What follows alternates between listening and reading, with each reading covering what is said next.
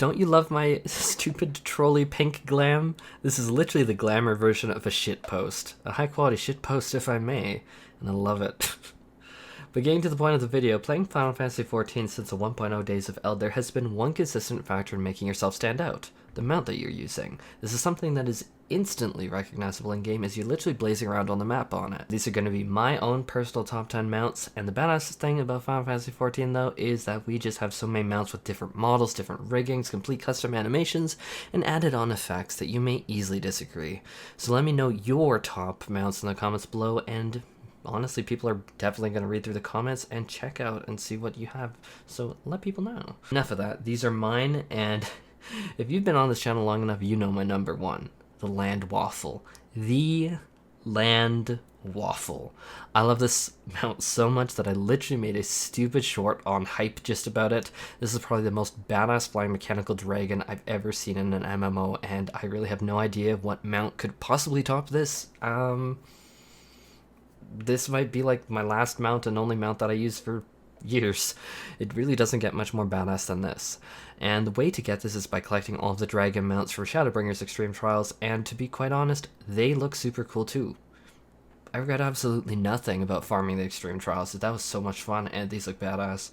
Now for the second one. Some people might disagree, some might fully agree. It's very much something that I do enjoy in real life, which is cars. And this is officially called the Regalia Type G, and I'm not really sure what that means, but to me it translates into badass car, and so I like it.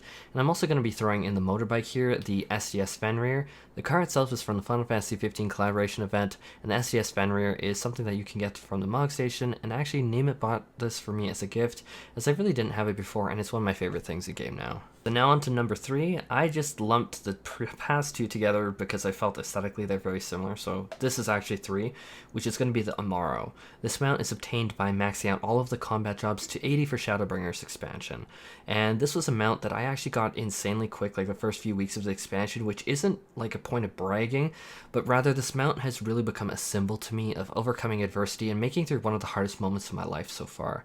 I had recently completed a project for a software company that I was working for, and then promptly laid off when things were just coming to a close. So rather than a bonus that I had expected to be able to get for a future down payment of a house, happy layoff. And this happened on a Wednesday in that May, just before the expansion release. And then my boyfriend of the time of a few years, the very Sunday after that Wednesday, decided that I was no longer worth keeping around and disposed of me kind of like you would like a used pop can once to drink the goodness out of it. It's just like you throw it on the ground, you stomp on it, and yeah, that was kind of me. So when Shadowbringers rolled around, I really funneled my time and a lot of energy way before I even started this channel, as you guys know, into leveling my jobs to max in order to keep myself just going and just doing something, anything productive. And so the Amaro mount is easily one of my favorites and will probably always have some level of sentimental value to me, and so this is an easy number 3. This brings us to number 4, which is the Rathalos. And sometimes, man, you just need a big, rugged, badass dragon with a freaking massive wingspan to just run around on. And Final Fantasy XIV delivers that in full. And so this is from the Monster Hunter World crossover event, special extreme trial version as a drop. This thing's beautiful. I really have nothing but great things to say about it, and it's one of the top things for me to get once I finally have some free time. And it's really kind of turned into regret not running this when it was current, which was much easier to get groups because so few people are running it now. But this, oh my god, I love it. So for point number 5, I'm going to give the entire collection of wolves from Stormblood Extreme Trials a mention here as a whole for the 5th point.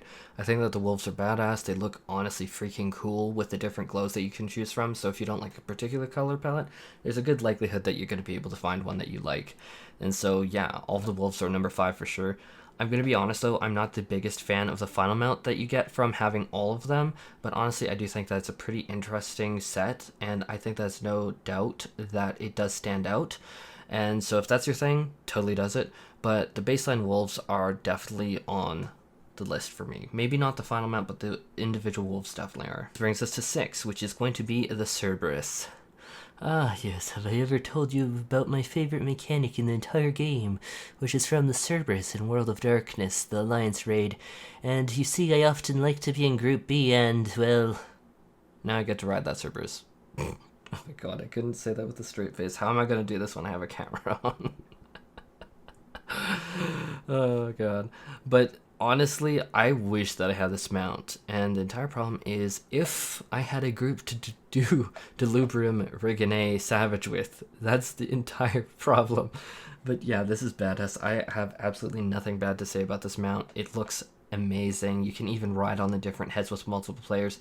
This thing is so amazing, and yeah, it just invokes fond trolling memories of World of Darkness Group B. I love it. Number 7, and yes, one of the perfect mounts to go with my trolly shitpost glam, the Jabanyan couch. Nyan. I probably said the rest right. I mean wrong, but nyan. I can't even keep a straight face right now. As I said last time, I'm so glad I'm not on camera because I'm halfway between cringing myself into oblivion and crying laughing. But this was from the limited time Yokai Watch event that came back, and I have nothing more to say. This is an excellent trolley mount. It speaks for itself. Now let's go on to number 8, which is the original Namazu Mikoshi, which we do have a golden one, and I like this one though, the non-golden one, a lot more because I just think that the default colors and feel to it just is super trolly and filled with memes like this, and I love it. Especially the fact that you can hit like the 1 key and then it will do like this little dance and then psh, it's like a celebration. It's so amazing. And this is obtained from doing the Stormblood Namazu Beast Tribe quests, and this is also how you get the bottom bell, as heads up to anyone curious. And it's a very important bell to let everyone know. In 9th place, let's talk about Raigo, which is one of the coolest mounts in game because it required a fair bit of success in PvP, but more so because it was unfortunately made limited. Unfortunately, the reason why it's limited right now is because it was a part of the original Garo collaboration event that unfortunately seemed to cut ties a few months ago.